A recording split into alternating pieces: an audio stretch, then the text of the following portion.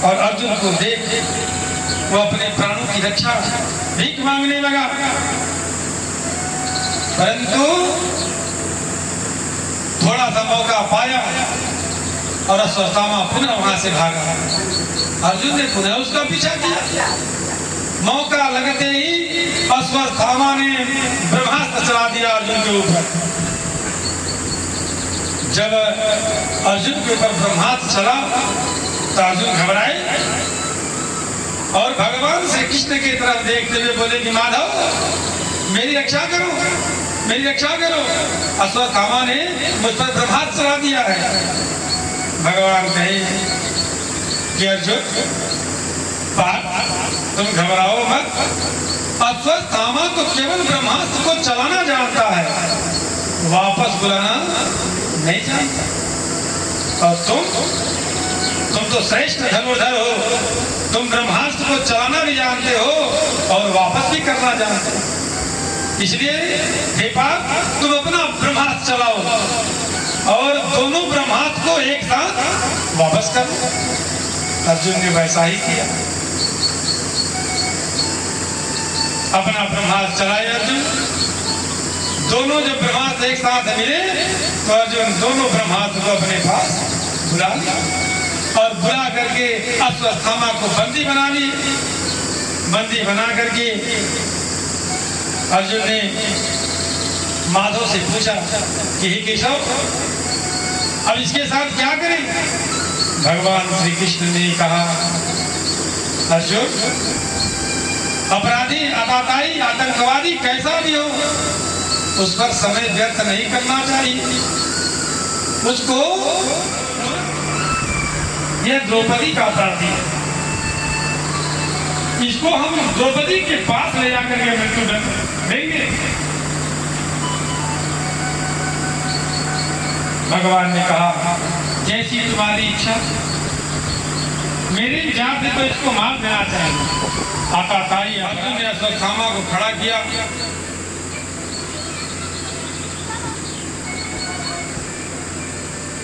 और कहा कि देवी हम आपके पुत्रों के हत्यारे को लेकर के आया हूं,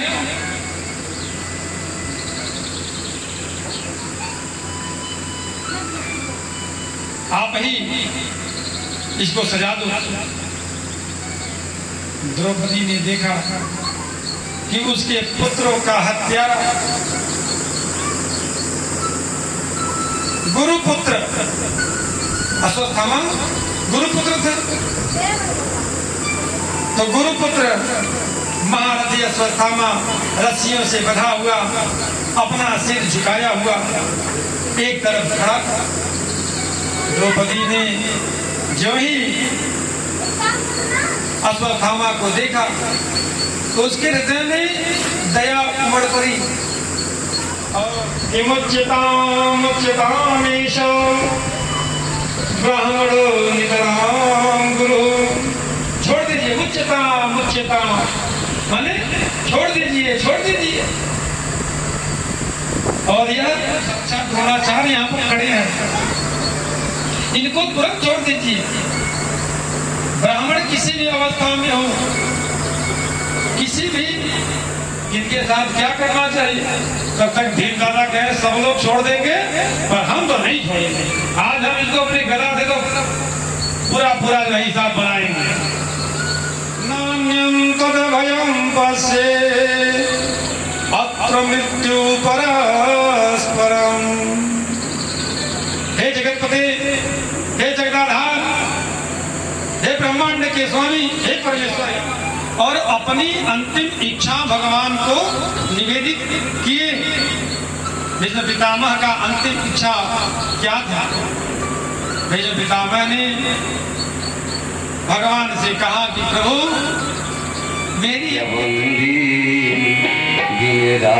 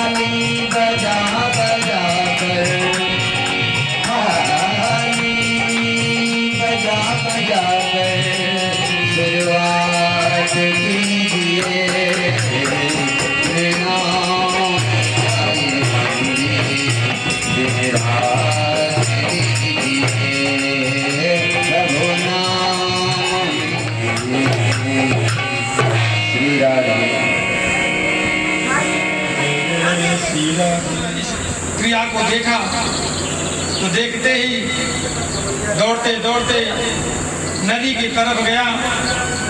कौशिकी नदी के किनारे जहां पर समीक ऋषि के पुत्र श्रृंगी अपने सखाओं के साथ स्नान कर रहे थे। श्राप दिया कि हे मर्यादा का उल्लंघन करने वाले, जिस तरह से तुमने मर्यादा का उल्लंघन करके मरा हुआ सर्प मेरे पिता के गले में लपेटा है, उसी स्वर्ण कलश रखवा दो, बनवा दो, आई गई रघुनंदन सजवा दो द्वार द्वार।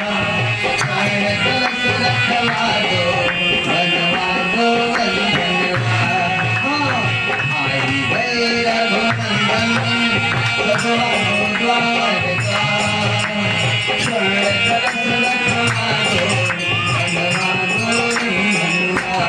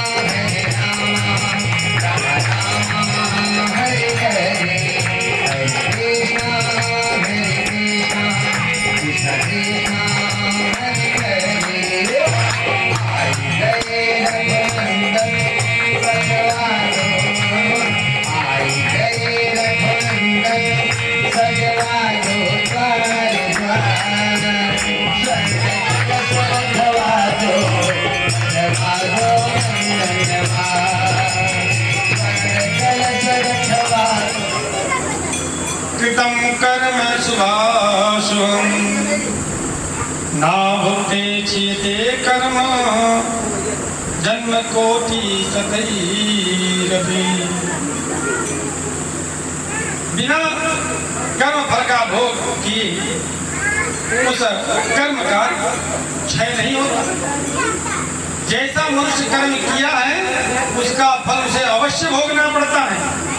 सैकड़ों करोड़ों वर्ष बीत जाए, कल्प बीत जाए, तो भी बिना उसका फल भोगे उस कर्म का क्षय नहीं होता। जब यह समाचार चारों तरफ फैल गया के 7वें दिन महाराज परीक्षित को तक्षक आएगा, डंक मारेगा और परीक्षित जी का मृत्यु हो जाएगा। गंगा के किनारे जो भी ऋषि सुनते परीक्षित जी से मिलने के लिए चले आए। वशिष्ठ जी आए।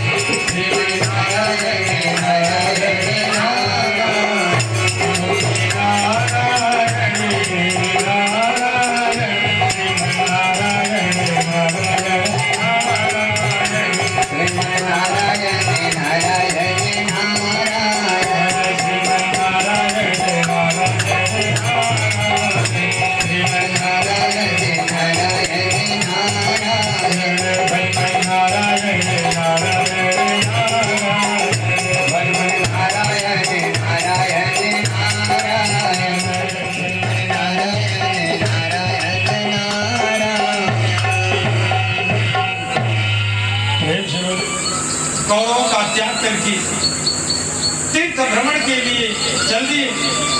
और जब भ्रमण करते हुए यमुना तट पर आए, यमुना तट पर जब आए तो आकर के देखे कि वहां पर उद्धव जी जो है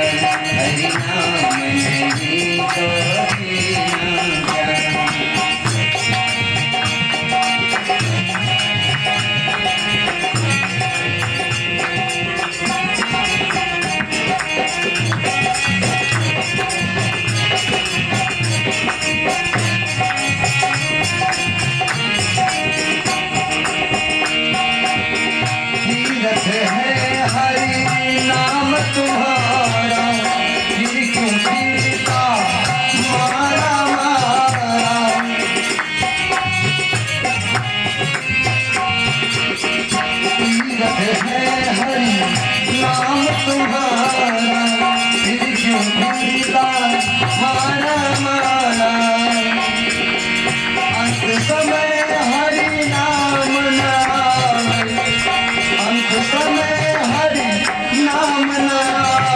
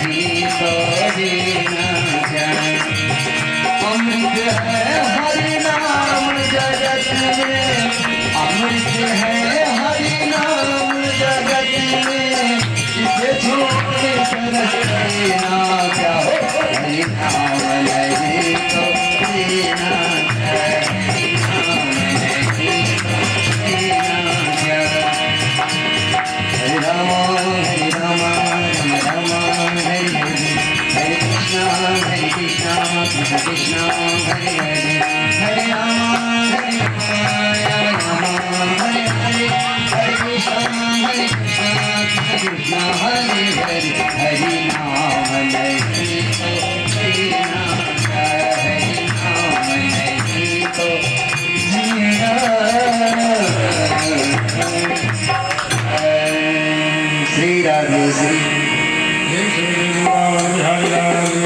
जय हो जाए, भक्षा भक्ष का विचार शून्य हो जाए तथा जीविका के लिए ही विद्या तप और व्रत को धारण करने वाले हो जाएं, तो धन देह और इंद्रियों में ही प्रेम करने वाले हो जाएं, तो याचक बनकर के संन्यास में भ्रमण करते हैं। दक्ष का स्वभाव अज्ञानी है, पशु के समान है। अज्ञानी मैं करता है, जैसे बकरा मैं करता है, वैसे वह भी मैं करता है। यह दक्ष भी मैं कर रहा है। इसलिए जो ब्राह्मण दक्ष के पक्षधर है वो एक तरफ हो जाए, और जो भगवान शिव के पक्षधर है इधर आ जाए। अब पिता के घर उत्सव हो रहा है, यदि आपका आज्ञा हो तो मैं जाऊं और देख करके चलिए। इसे सुनकर के शंकर जी कहे कि तुम्हारे पिता ने केवल मेरा अपमान करने के लिए यह उत्सव आयोजन किए हैं और मुझे निमंत्रण नहीं दिए हैं, परंतु हमसे द्वेष मानने के कारण कैलाश में निमंत्रण नहीं मिला।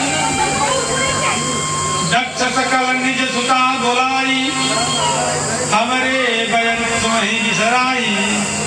जो सने तुलसी कहाँ न जाइए, कंचन बरसे मेघ।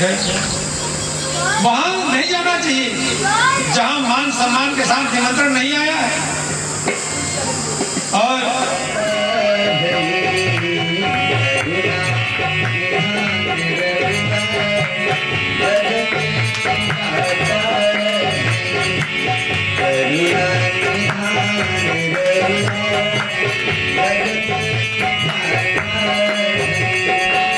करुणा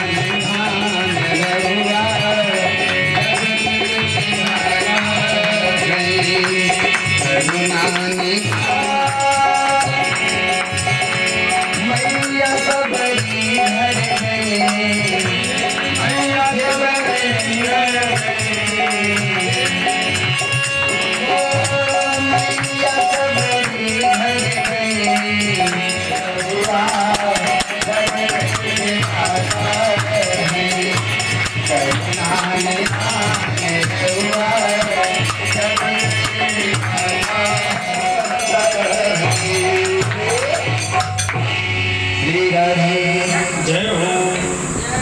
प्रिय व्रतोत्तान भगवान मनु महाराज मनु और शत्रुपा इनके दो पुत्र हुए, प्रियव्रत और उत्तानपाद। उत्तानपाद के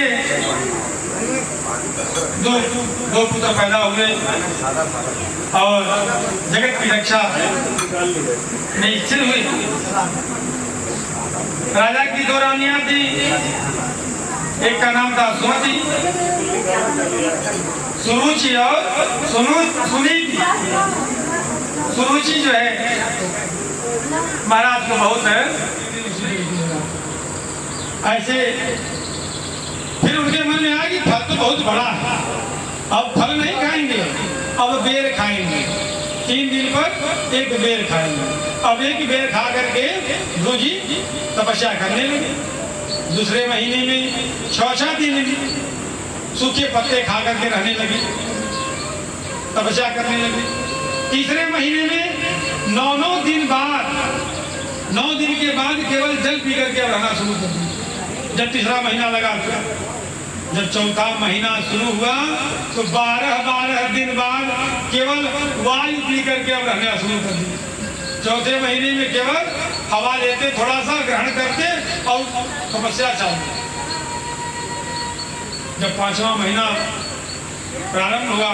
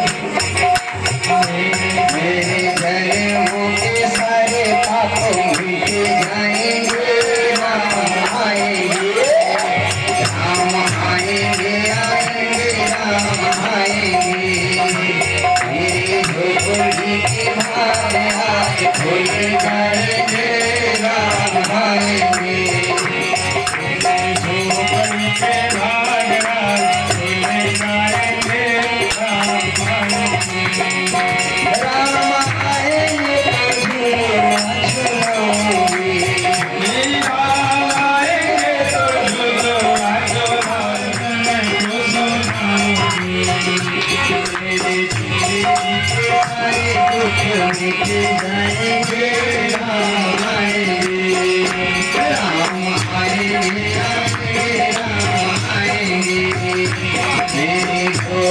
के भाग आज भूल जाएंगे राम आएंगे